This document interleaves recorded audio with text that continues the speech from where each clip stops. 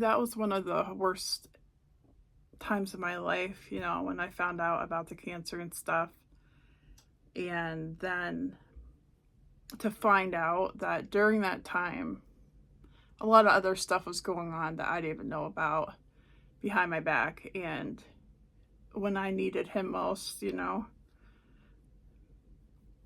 he wasn't there.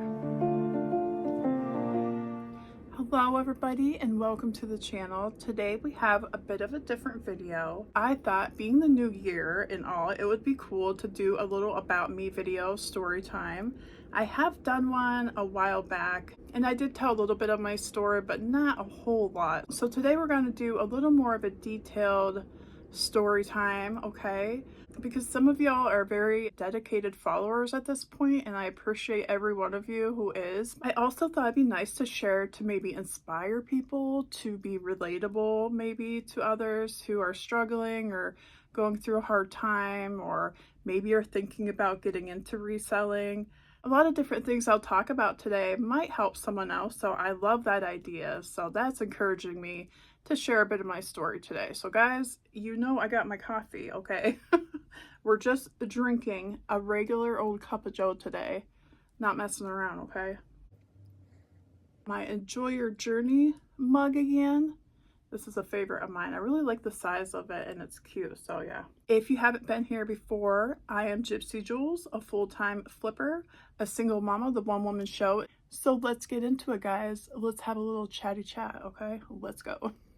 All right, guys, I apologize right now if this is long-winded. I tend to ramble, so this is going to be very chatty and maybe rambly. I don't know, but I am who I am. I'm sharing, and you've been warned. So, okay, we're starting out about 8 years ago. 8 years ago, I can't believe it's been that long, actually. It's wild. I started having issues with that time of the month.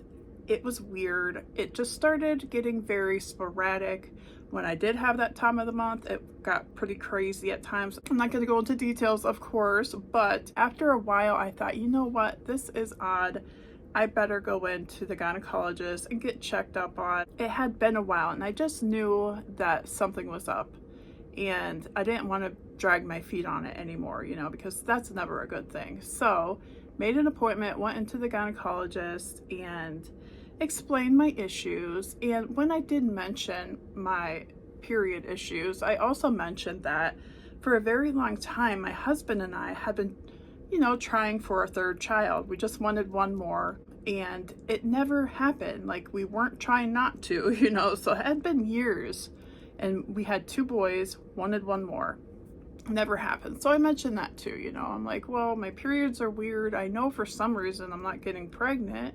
Not sure why. So she decided to give me a blood test. It's called the CA-125. And that is the blood test they will give people checking for like ovarian cancer to see if anything's going on in there. So there is no real testing for ovarian cancer. This is just a blood test they do. And if the numbers are high, then they kind of know something's going on probably. It's not a definite anything. But they did that test and my numbers were high. So she suggested I get a sonogram of my uterus to see what's up, So I go in and it's an actual internal sonogram. Yeah, I never got one of these done before. It was awkward to say the least. But yeah, they go up in there and check everything out. And when they were doing that, the girl who was doing the procedure was like, that's weird, I can't see your left ovary, like something's up over there. And she's like, was just doing her thing. And that definitely made me feel a little hesitant too, like, why wouldn't you be able to see my left ovary? So yeah, very strange. I'm sure she didn't want to say too much because they do testing and everything. So after that was done, I ended up getting a call back like a couple days later, and they said I had a mass on my left ovary. They called it a mass. There are a lot of things like ovarian cysts. Those are more common, and this wasn't that. It was something different, and it was like covering up my whole ovary, and she just said, this is somewhat concerning. We got to check and make sure everything's okay. So we're going to refer you to an oncologist to get checked up on and look a little further into this. So of course I was nervous, and at that time I didn't even realize an oncologist is pretty much a cancer doctor. You know, like I that didn't even register to me. I guess I wasn't very knowledgeable about a lot of that stuff at the time. So Dr. Commercy out of Pittsburgh was my oncologist. Very renowned guy, knew his stuff. He was pretty cool. I really liked him. So at the time when I went in just for an appointment, he looked over the details and all that, and he said, you know, it's probably not cancer. He suggested maybe having some kind of hysterectomy operation to check further, because that's really the only way they can, you know is by going in there. I was scared, and the whole idea of having a hysterectomy to me was like, oh, I don't know if I want to go there. I mean, obviously if I have cancer, it's got to be done, but I was very hesitant. Like, it scared the crap out of me. So during this time, I just went home and kind of waited, and I started feeling a little odd. Okay, long story short, yes, guess what, guys? I was pregnant. And I hadn't, like I said, been able to get pregnant. We were trying for years, literally years, guys. I was like, you gotta be kidding me. This is so weird. Like, I was excited because, you know, I've been wanting another child, but at the same time with the cancer stuff and everything, it was super like bittersweet, and I didn't know what to do. Yeah, so very strange. And side note, I'm not a doctor, okay? But how weird is it that when I go in to have an internal sonogram, and she had to go into my uterus, and she was shaking things around up there, and then not but like a month later, I was pregnant. Okay. Well, I think because of the mass on my ovary, something in there was blocking something.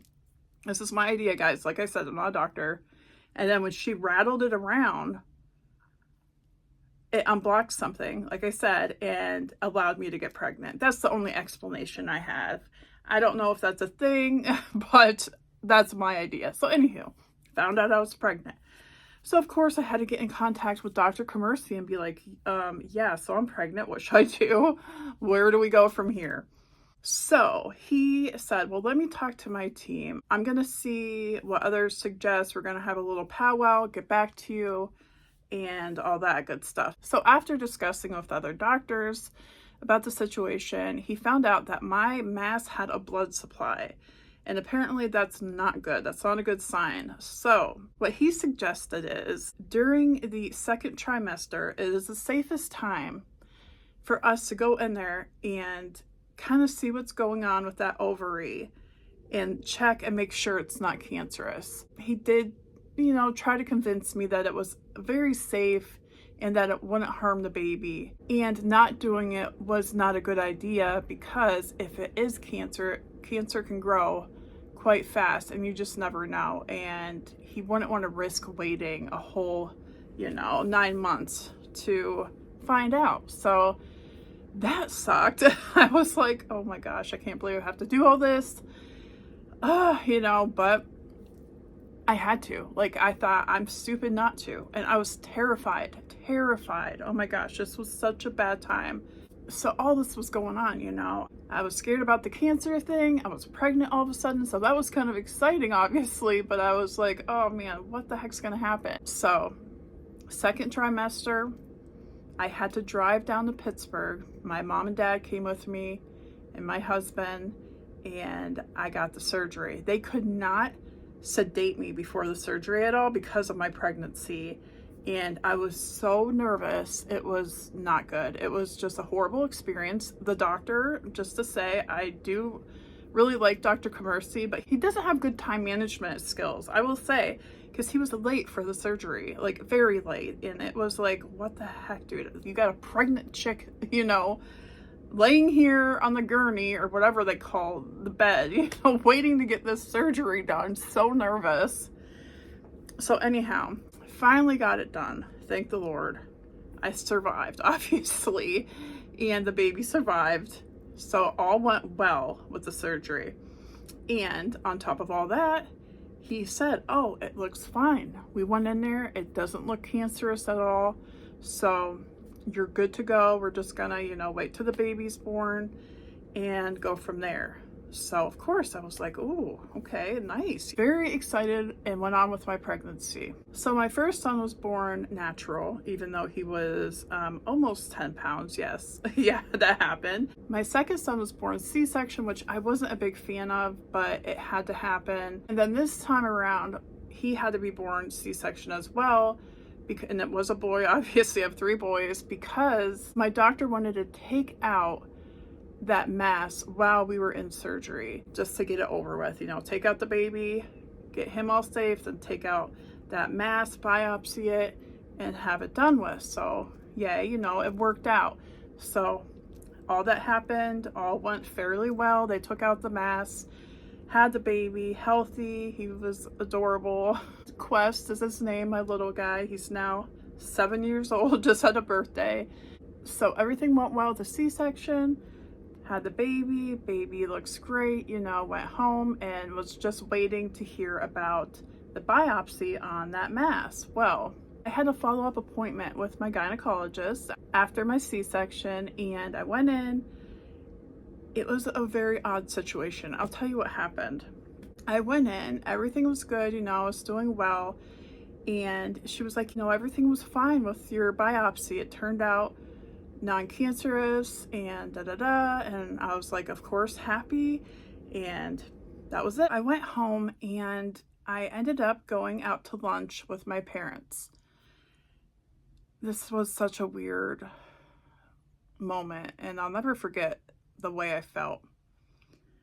So we're out to lunch, you know, sit down restaurant, eating, and I think I had just got my meal, whatever I ordered, and I got a phone call, and it's from the doctor's office. So of course I answer it. I'm like, wonder what's up, you know, I was just there.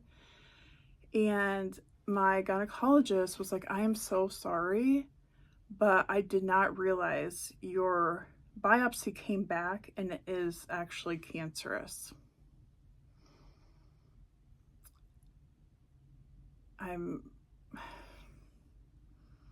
It was such a weird feeling. I don't know really how much she said to me on the phone. I just heard cancer, and of course my mind went into a haze, and I didn't really know what to think. Obviously, it was sad and depressing. And my parents are right across from me, you know, we're eating lunch, and probably like, what the heck's going on? They could tell something wasn't right. And when I got off the phone with her, I, you know, had to tell my parents, and of course they're not happy with the news either, and I just completely lost my appetite. I remember I had just got my food and I could not eat it. It was like, nope, sucked. You know, just a very odd situation, you know, going into the appointment and thinking everything was okay, and then getting a phone call. I mean, I almost feel bad for the doctor. Of course it was a really, you know, stupid mistake, but I'm sure those things happen, and it just sucked, you know, it just sucked. So from that point on, it's more of a haze, but I do remember being told that it was a low-grade cancer. It was not anything they thought was very threatening. I didn't have to get chemo or anything, thankfully, but they did have to go in there and remove everything. They first said I could keep my other ovary, which would have been nice, because then I wouldn't have went into menopause and everything I'm about to talk about. But the doctors talked about that too and told me, yeah, we wouldn't suggest you risk it and keep your ovary, because it could come back there and you just wouldn't want to risk it. So yeah, because it was a slow growing cancer, it was very early on, and I think I already said that, but yeah, so they scheduled me a hysterectomy. So I was still nursing my child, you know, I just had a baby, and I had to go back in and have another surgery and get everything taken out, hysterectomy and the ovary. There's a name for that, but I forget. They had already taken out the other ovary during the C-section. So they took all that out. So when I had that surgery, I got thrown into what they call medical or is it surgical menopause? Yeah, so I'm not going through menopause because I'm at the age I normally would go through it. It's because all my stuff's gone and I'm forced to go into menopause. So that was very strange feeling. And I'm still going through it now. I have hot flashes. It's not super bad. There are definitely things about it that I'm not fond of, but it could definitely be worse. I'm just happy, that they got everything out, and I found out about it early, because as with most cancers, early detection is key. And if I had gone in there because of my issues, it would have obviously grown, and that's how it spreads too. So it was, honestly a lucky thing, because my aunt, my dad's mom, has stage 4 ovarian cancer. She's still doing well though. She's had it for I think 6 years now or so, my Aunt Linda, and she's still doing well. So yeah, that's I believe the worst stage you can have is stage 4. So anyways, I am at higher risk for things, Dr. Commercy told me to, be careful about breast cancer as well. And I actually did have my first mammogram not too long ago, and everything was good. Thank goodness, because I was definitely scared about it. I dragged my feet way too long on that, so don't do that, girls. Don't be like me in that situation. Definitely important. So yeah, coffee break. So that stuff aside, here we go into more crappy, shitty situations. Oh my gosh. This is hard for me to talk about because I don't like shit talking, especially in a public setting, So I gotta keep this minimal. Definitely minimal. So that's how I roll. But we're still going to share, okay? So I'm trying to think about how to say this politely, and there really is no way. During all that, okay, let me just put this into perspective in case y'all don't know.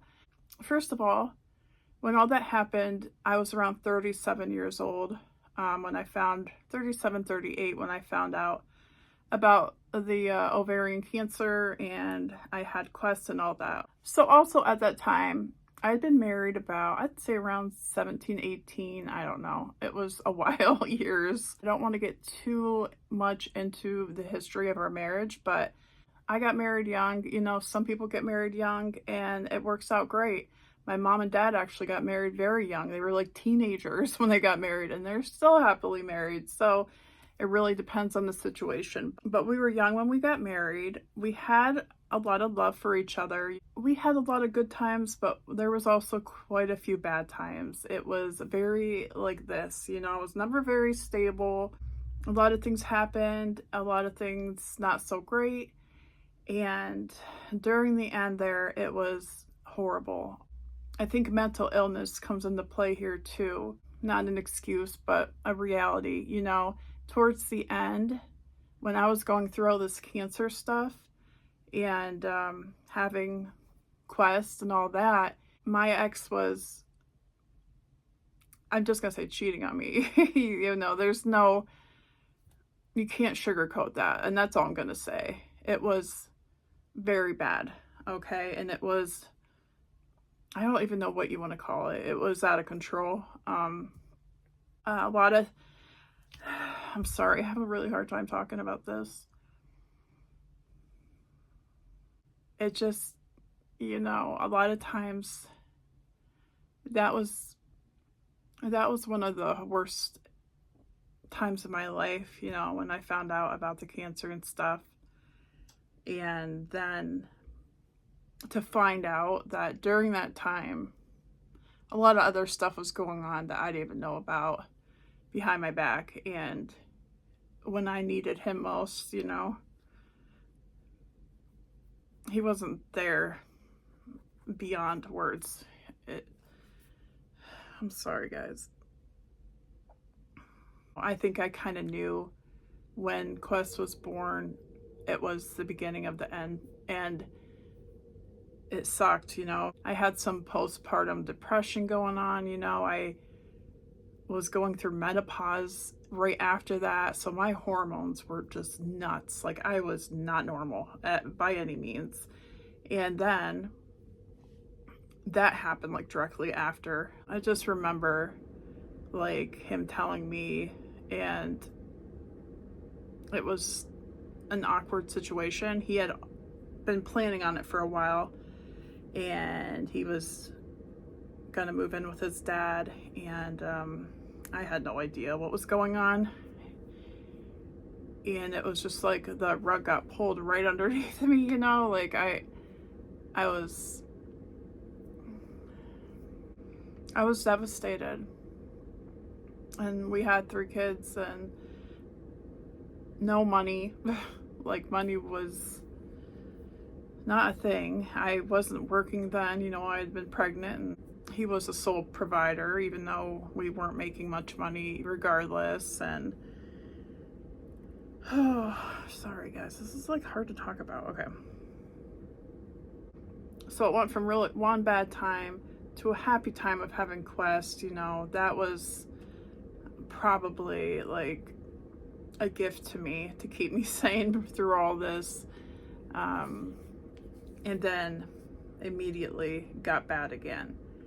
So he, you know, he left, my ex left the situation, left the marriage with others already lined up, pretty much. I don't know how else to put it.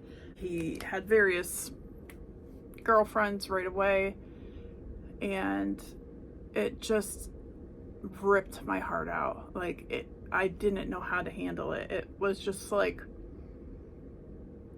I've talked about this before, but in the middle of our marriage, we were having similar issues, and when I was talking to a therapist about it, she explained it like, you know, sometimes infidelity and like divorce and all that, it can be worse than dealing with the grieving of a death, because that person's still alive, you know, but they are gone. It's like they're there, but they're gone. It's like losing your best friend, you know, all of that. It's true. It's just such a betrayal. It's like they're there one minute and gone the next. And it took me a very long time to cope with that. And it sucked so bad. I remember going through that and thinking I would never, you know, be okay. I thought, I'm gonna go crazy. I'm gonna become like, I don't know, like some crazy lady that's like bitter and depressed. And yeah, I had some very psycho moments, I would say. I'm not proud of myself for that. And all this being said, I do not like playing the victim. I don't like that. I had an opportunity to leave this marriage a long time ago, a long time before all this was happening. And I decided to stay, you know. In the long run, we really weren't meant for each other. We weren't a good match when it boiled down to it. And we just kind of stayed in the relationship, both of us, you know, and it just wasn't a good mix altogether. So when he finally left, even though I was heartbroken and devastated, it was for the better. At that time, I would have never thought that, you know, even though all this crappy stuff he did to me and I was going through, I still wanted to be with him. I still was like, this is my husband. We have 3 children together. We have a family. You know, that was the one thing I think I didn't want to let go of, is our family. That meant so much to me. Just that, you know, unity. I never wanted that to be broken. And it was, you know, there was no going back after that. So as I say, you find a new normal. People would tell me that, but boy, it took me a long time to find the new normal, and I still struggle at times, you know. I don't have a boyfriend. I don't have a significant other, and that's my choice, you know. I kind of deal with things differently, and it can be lonely at times. But I know when the timing's right, the right one will come along, and it'll be so much better then. And I am hopeful for that, and I know someday that'll happen. But right now, you know, my kids are important, and choosing my own happiness and building my self-esteem and learning to trust again and all this stuff. I do go to therapy. So, you know, I'm still trying to piece myself back together, and like, it's been really cool to see how much I've grown. I gotta say, like, I'm pretty proud of myself because I could have went down a different path, you know, and I didn't. And it's pretty cool, you know. Okay, so back to the story. He left, he moved in with his dad, and the kids and I were living in an apartment. It was like an upstairs apartment, and I could not live there. The bad memories, the good memories, I just could not be in this place anymore. It had to go. You know, I'm like, if I'm gonna heal, I can't be reminded of this living in this house. It's just got bad energy, can't do it. So thankfully I was able to find a different apartment. It's actually a whole house. It's where I live now. I still rent, but it's much bigger. It was like such a lucky find. So I had to basically on my own. My parents ended up helping, but it was really hard to move. It was just a crappy time of year, really bad weather, kept raining when I wanted to move, and had all this stuff to move and had to be out by a certain time. And I ended up leaving like stuff in the attic because we literally could not get everything out of the house in time. It sucked so bad. Yeah. So anyhow, we moved into the new house and I was happy, you know, it gave me something to look forward to in that sense. Like, you know, decorate the new house. This is wallpaper, actually, peel and stick wallpaper, and it does come off. So that's why you can use this for apartments, because it peels off. And in this room, I'm in the living room. It's like, what's it called? Wood paneling.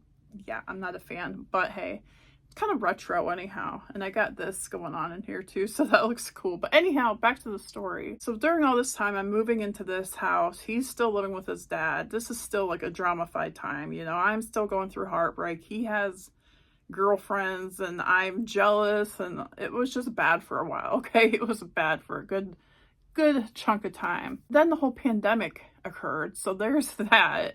So during all this time, I ended up going back to a job at a local winery. I had worked there off and on before, like helping out and stuff, and then I ended up going back and working in the tasting room, and I was basically like the manager of the tasting room. And it was a really fun winery to work at. Let me just say, it had its pluses, but also had its negatives. Really laid back, fun people to be around for the most part.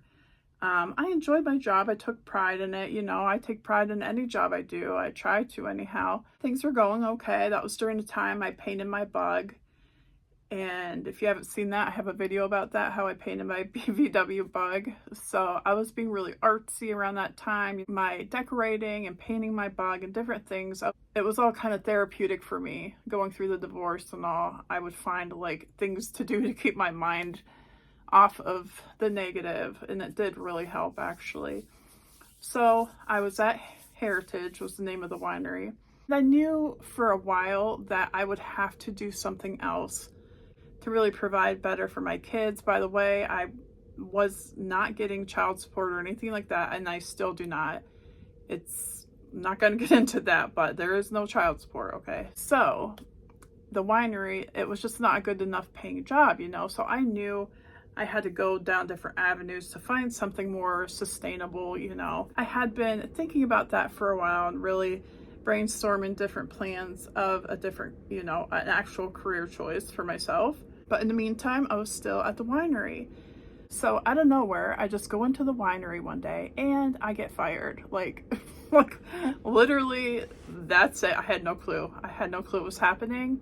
And the weird thing is like nobody gets fired at this winery. It's like a bunch of hippies and they all just like do whatever. And like, if you get fired, it's like a super rare thing. Like, it's very rare. And for me to get fired, because I was so like dedicated to my job and I felt like I always did a really good job. So I was like shook, man. I could not believe it. I'm like, what? Why am I getting fired? Like, and when my boss told me, I like kind of flipped out on him. I will say, like, I was like, my emotions just like came up in me like, why? How dare you fire me? Like, I have done nothing wrong to deserve this.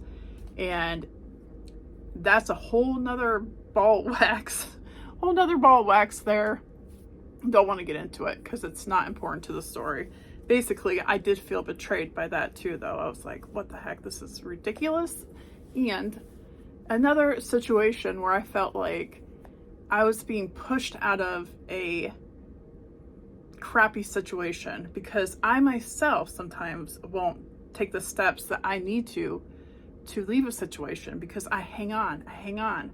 I get sentimental. I have a really hard time. I'm a people pleaser, you know. I just don't like letting go of things. And it's been an issue throughout my whole life, even when they're unhealthy for me. And I have learned and gotten better, but it's a struggle. It's just always been a struggle for me. So in the long run, getting fired from Heritage was a blessing in disguise. But at the time, I was petrified. I was sad. I felt betrayed. I felt like, what the heck, you know, I have children. I'm a single mom. What am I gonna do? But obviously, since I was fired, I was able to collect unemployment. I had this time to kind of try to figure out what I wanted to do. I needed a game plan, you know. So that's when the reselling thing came in. And I am not kidding you. I did not know. I was not aware, because I didn't really know anyone, I don't think, that did reselling. And I knew obviously eBay was a thing. I knew there's platforms like that, but I didn't know like any pretty much Tom, Dick, or Harry could do it. I mean, I don't know why. Like, I just wasn't a business-minded person. I didn't realize any of that, okay? I just was not in the know of the whole reselling biz, okay? So what happened was, on Facebook Marketplace, I started selling a few pieces of like clothing and stuff just to make a little extra money, because I had junk sitting around, you know? But I was having trouble with the labels and I was doing them wrong. Or I mentioned something on Facebook about the labels and Facebook Marketplace, and a friend from high school commented and helped me out. And we ended up messaging each other, and she was like, yeah, this is actually what I do for a living. I sell on eBay and I sell some stuff on Marketplace and this and that. And I'm like, oh, really? That's cool, you know? She actually told me, yeah, you can get on YouTube. There's all kinds of people that do it, and they can give you advice and all that. And yeah, it's a real thing, you know? And I was like, oh, okay, well, that's cool. And I didn't really think much about it, but I was intrigued, you know? I was like, that's very interesting. Because at the time, the thought of going into like a corporate kind of job or a 9-to-5 job was so appalling to me. I could not fathom. I just didn't want to go back into a crappy job, you know? I didn't want to. I had to figure something out. I had this time. I was getting unemployment, you know, the pandemic and all that. Then we got some stimulus checks or whatever, you know? So I had some money to be able to not have to worry about getting a job right away, but I knew I had to soon. So when I found out about reselling, I started watching YouTube, you know, God bless YouTube. And I thought, I can totally do this. I just knew, I'm like, there's no reason I can't do this. I thought, I have the drive. I actually have a spare room, which I never had before in my little apartment. The one I had before, this house has a spare room that I could keep my inventory in. I thought, I think I have pretty good taste too. I think I'd pick out some good things, you know, to sell. But that is yeah. I thought I had good taste, and not saying I don't, but as y'all know, anyone who's a reseller, you got to learn what actually sells on eBay. It's a whole learning experience, or whatever platform you're on. So when you start out, it's always going to take a while, you know. I definitely didn't know much at first. I just started selling things from my house, things my parents would give me, you know, whomever knew what I was doing, you know. And to say that people were like all gung-ho about me doing this, I don't think anyone really took me seriously. I just thought, oh, well, she's doing that because, you know, she's making extra money or whatever, then she'll get a real job or whatever, you know. I'm like, no, this is real, because this is a job that is so attractive to me. I can't even. I literally can't even. Me too, girl. No, like literally, yeah. Like you don't even understand how much I can't even. I can't even with this whole idea of reselling, because I knew it would be hard work. I knew I'd have to do a lot. It's not a lazy man's job by any means. You gotta be super motivated, but I knew I could do it. I just knew. And I lost my train of thought. Damn it, Julie.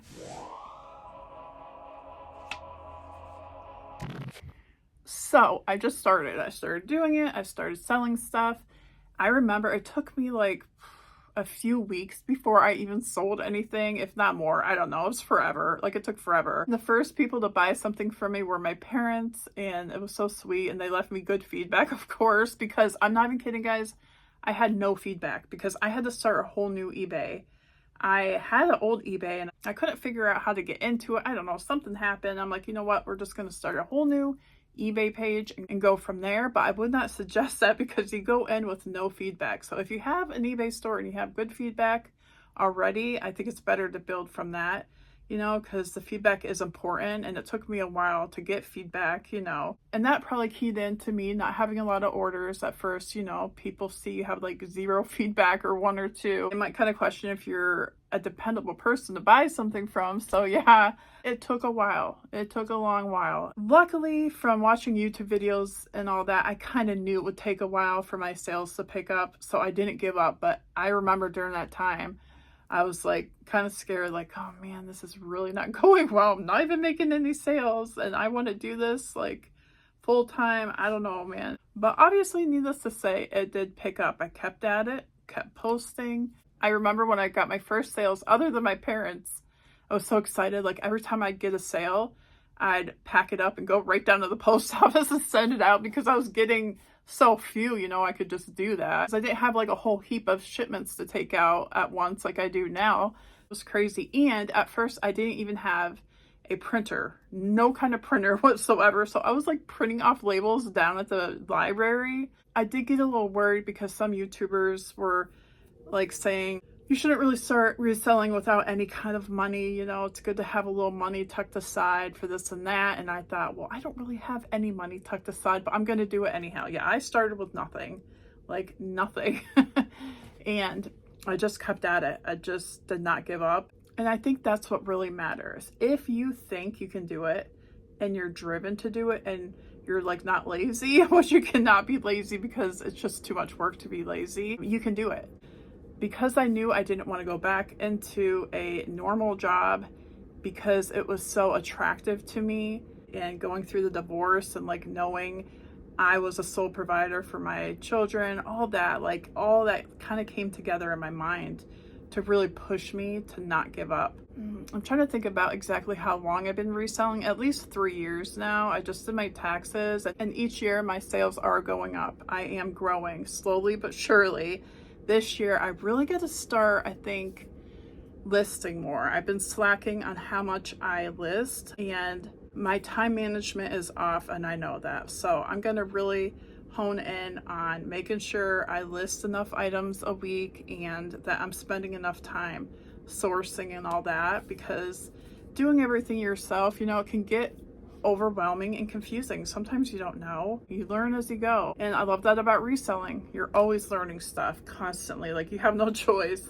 Sometimes I feel like, oh, if I were married or had a partner, it would be easier, because I see people who do this as a married couple or whatnot, and you share the responsibilities, and that would be cool too. But it's definitely obtainable for a single person to do this. Hallelujah, because if it wasn't, I wouldn't be doing it, obviously. So yeah, you gotta roll with the punches, see what works for you. I like that there's all kinds of different things you can sell too, like if you want to. And once you kind of know what's in your area and learn what kind of things you like to sell, that becomes easier too. And I still want to look into getting a booth at a antique mall or antique store. I kind of looked into that before and it never happened.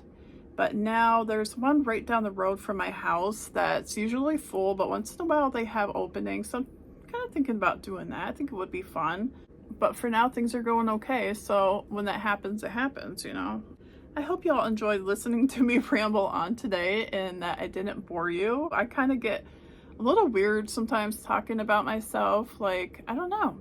I wonder if people really care much. Because sometimes I'll watch other creators and I'll wonder, like, what got them there, or wonder about some of their personal life. Not that much, but just a little bit, kind of, curious. And I just thought it'd be cool to talk to you guys in case any of y'all were curious about my story. There it is. It's not all the story, it's some of my story, but I hope y'all enjoyed watching. And I will be back soon with another video. And until then, y'all, happy hunting. Toodaloos.